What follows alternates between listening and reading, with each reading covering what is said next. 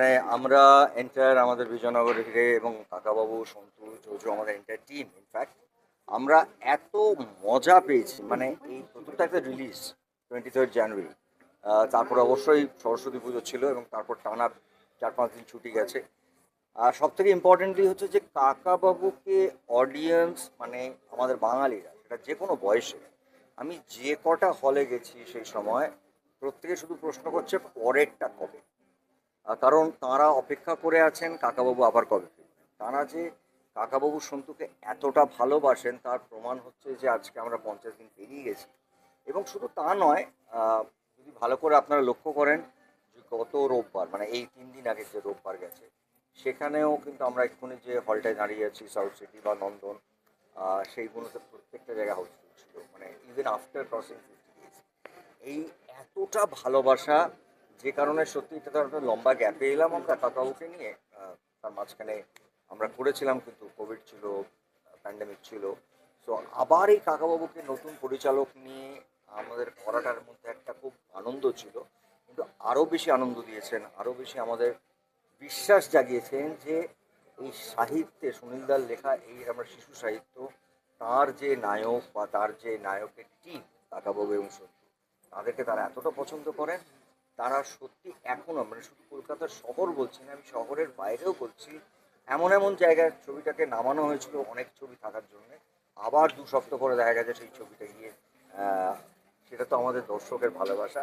এবং আমি ব্যক্তিগতভাবে একটা জিনিসই বিশ্বাস করে এসেছি, আজ প্রায় 45 বছর হতে চললো আমি কাজ করছি অভিনেতা হিসেবে, নায়ক হিসেবে, যেটাই বলি, যেটা দর্শকরা পছন্দ করেন তার থেকে বড় আশীর্বাদ কিচ্ছু হয় না।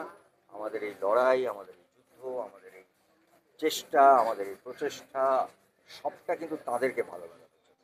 আমি আবার বলছি, বাঙালি দর্শক না ভালো বাংলা ছবি দেখার জন্য প্রস্তুত।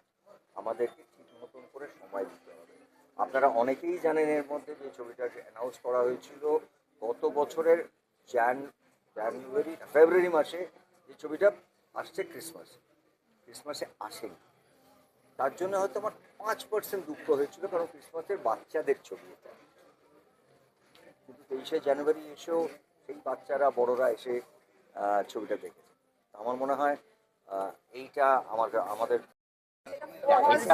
এটা ওর পেজ নয়, তোমাদের এতটুকু বোঝা উচিত যে একটা ছেলে যার 20 বছর বয়স, ওটা ওটা একটা ফেক পেজ।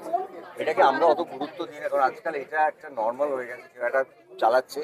এর আগেও প্রচুর পোস্ট গেছে, এটা নিয়ে আমরা অতটা গুরুত্ব দিই না। কিন্তু আমার অদ্ভুত লাগে যে 20 বছরের ছেলের একটা ছবি কেউ একজন পোস্ট করেছে, সেটার সঙ্গে কারোর কোনো সম্পর্ক নেই। আর আজকাল ছবি দেখলে বোঝা যায় যেটা ক্রিয়েটেড ছবি। এইটুকু তো মানুষের বোঝা উচিত যেটা একটা ক্রিয়েটেড ছবি এবং এটা একটা ফেক পেজ, এবং ওর একটা পেজ আছে যেটা ও খুব একটা সোশ্যাল মিডিয়ার পাতেও না, খুবই কম পোস্ট করে।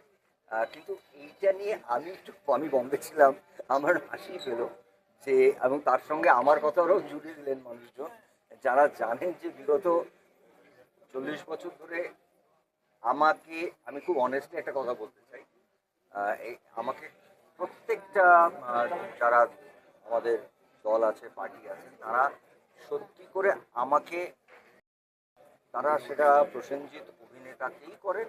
এবং আমি বারবার একটা কথা বলেছি, আমার জীবনের শেষ দিন অবধি শুধুমাত্র অভিনয় বলি, সিনেমা বলি, এইটুকুই যদি আমি করে যেতে পারি এটাই আমার কাছে বড় পাওয়া।